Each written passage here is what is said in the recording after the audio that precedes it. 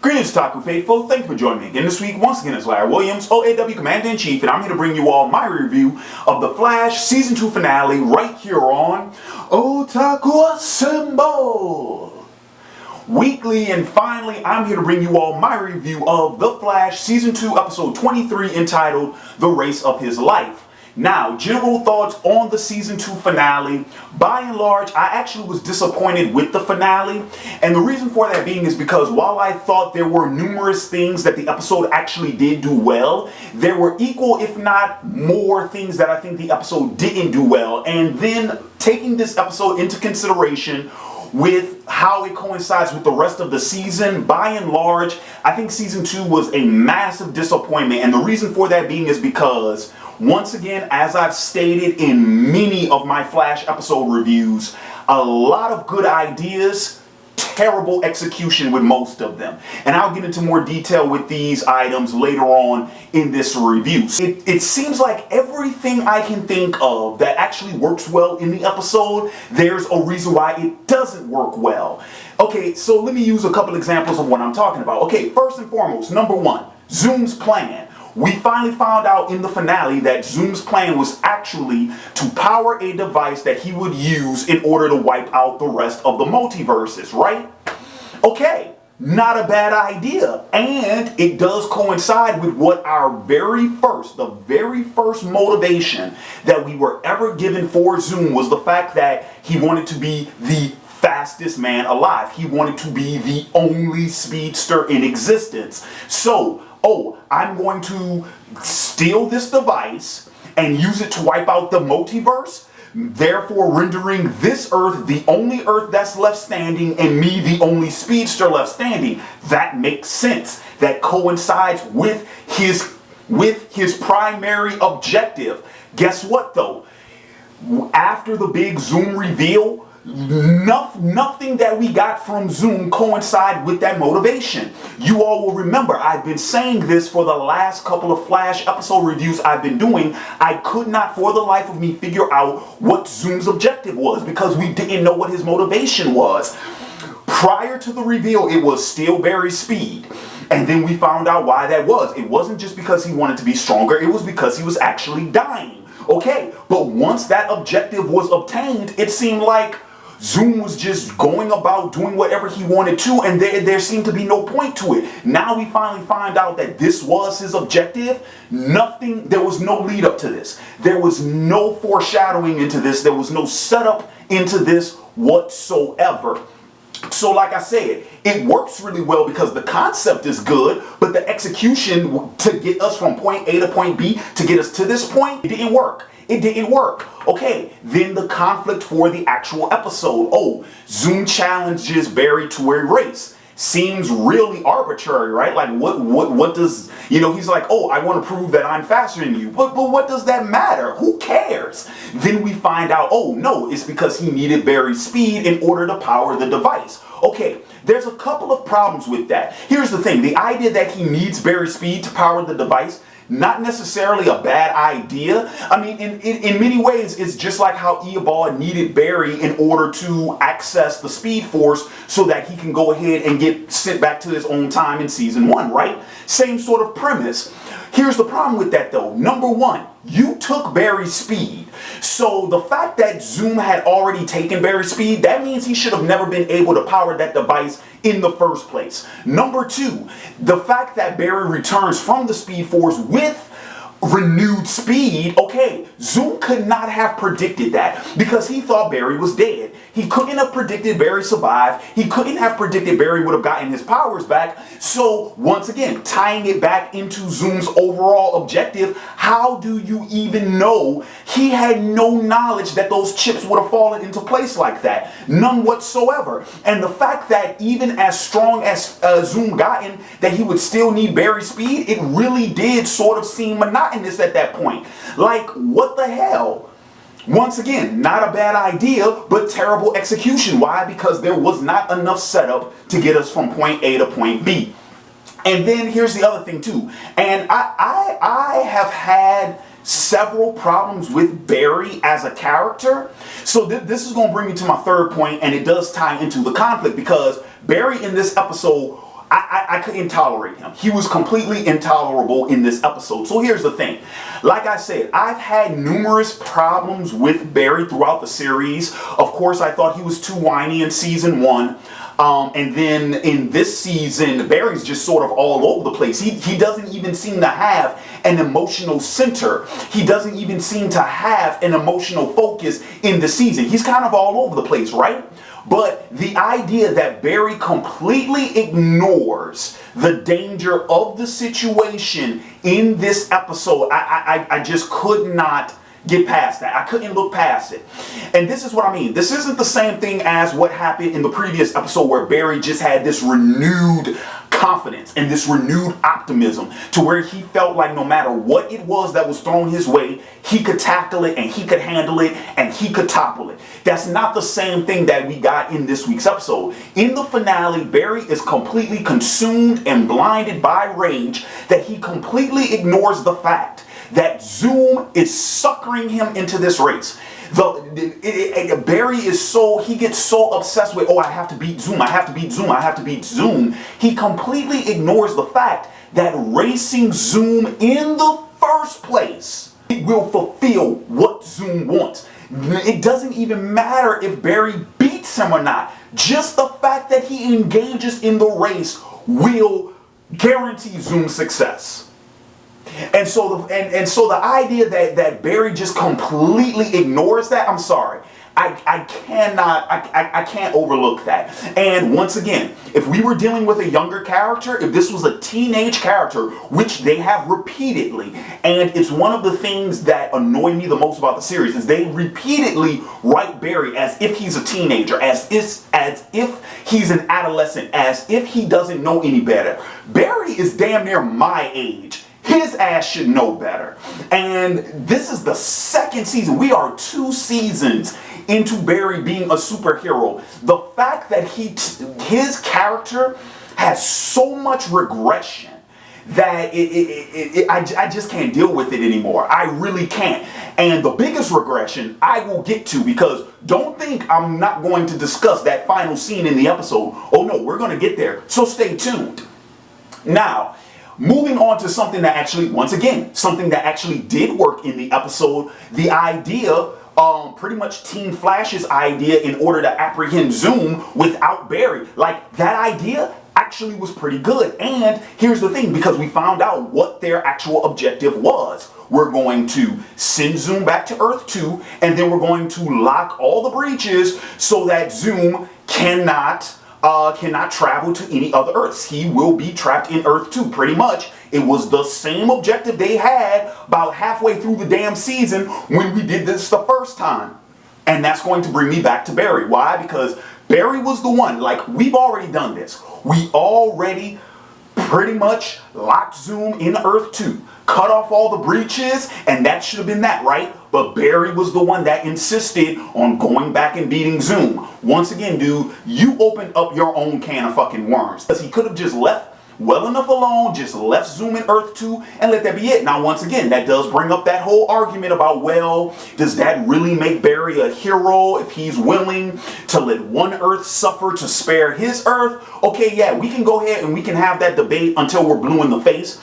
And let's face it, no, there's no way that could have just been the end of the conflict. Why? Because how many episodes did they have left after that happened? Like, what, 10 to 12 episodes or something? So yeah, the season would have ended just way too damn soon. But if we're talking about practicality, if we're talking about realism, since a lot of people like to throw that out there, but no, more than anything, we're talking about this show's ability to suspend the viewer's disbelief. When you're dealing with a villain, when you're dealing with an adversary that is this formidable and seems to be unbeatable, to imprison said adversary instead of physically being able to defeat him, that is your best bet. So the fact that Barry completely ignored that course of action first go around, correct? And then here's the other thing too. And keep this in mind. Even if they had locked Zoom away in Earth 2, even if they had never opened up another breach, Zoom apparently acquired the ability to travel in between Earths. So, and if nothing else, remember this, Zoom still needed Barry's speed back then. Zoom could have very easily just went ahead and resurfaced again, and it wouldn't have been Barry's fault. It wouldn't have been his fault. It would have just been an unforeseen circumstance, something that they did not think was possible. Lock Zoom in Earth 2. We don't think he'd be able to escape. Oh shit, he escaped. What are we going to do now? Do you all follow where I'm going with this? Now here's the thing. That's not to say that you cannot have a compelling story. If anything, some of the most compelling stories some of the most compelling conflicts come as a result of your protagonist's actions. That's what makes for a proactive antagonist and an engaging conflict, when no matter what they do, it seems like they either make matters worse or circumstances just compound despite their best efforts. I'm not saying that the show is to blame for their effort. I give them credit. Okay, I give the show and the writers credit if in fact that is what they were trying to accomplish. But if it wasn't, then what it was just a complete shenanigans. It was complete shenanigans, okay? Complete shenanigans. Now, the whole big reveal about who the prisoner in Zoom's hideout was. Now, okay, the reveal wasn't shocking to me because it was actually, because I already sort of predicted that. Like, I had, and I'm pretty sure I've stated this on camera before, but I had already stated that I thought that was the original Jay Garrick, like the real Jay Garrick. The way they wrote the show, though, there was enough to throw us off to where maybe Jay Garrick never did exist, and that was just an alias that Zoom was using while he was playing the whole, wolf in sheep's clothing, if you will, right? But I also suspected that it might have been another speedster. So, and then of course, Henry's doppelganger, like after they brought Henry back after they brought Henry back into the show and killed him off last week, when they killed Henry off last week, that sort of cemented my speculation that yes, that's Henry's doppelganger and that's the original Jay Garrick, which for the record, once again, brilliant concept, and I love it. Why? Because John Wesley Shipp, the actor who plays Henry, was the original Flash from the 1990 series. And I always said, if they were going to do Jay Garrick in this show, what better way than to have Shipp reprise that role but be the Golden Age Flash? So I thought that was a great idea. Once again, though, that mystery, like I really have to question why they decided to stretch that out all the way until the end of the season. That could have been revealed much sooner, and I don't really think, but once again, because here's the thing, Jay had his abilities. Jay had all of his powers. Zoom could not steal Jay's speed, and so what he did, he weakened Jay, but Jay had all of his abilities. So yeah, if you would have done the reveal sooner, then that means Barry would have had an allying speedster. But then again, I can't help but think if you already took the initiative to make Zoom as strong and as fast and as formidable as he was, instead of coming up with some type of way in which Barry could defeat Zoom, which I'll get to that in a minute. But here's the thing. It would have made so much more sense if, we did the reveal early and then Jay and Barry join forces and collectively they're able to beat Zoom.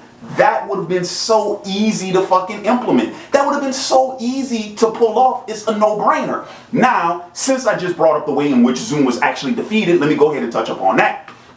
That I actually thought was one of the best, if not the best idea of the episode. Why? Because number one, it brings back the time rates. You all remember what I said about time rates, right? Like, why would the Speed Force, and it actually does play into that idea that the Speed Force is sentient. Why? Because they are the ones, or it is the one, or however you want to call it, but the Speed Force is the one responsible for administering time rates to catch speedsters who are manipulating the timeline through the Speed Force, right? Okay, so number one, we bring back the time rates. Number two, we already know who the administrating body over the time rates are. And number three, consequences to time manipulation. We finally see it exacted in this episode. The time wraiths are the ones who kill Zoom. Why? Because we find out Zoom has manipulated the timeline before, and they are the deterrent against doing that. So seeing the laws, seeing the powers that be actually exercise their authority,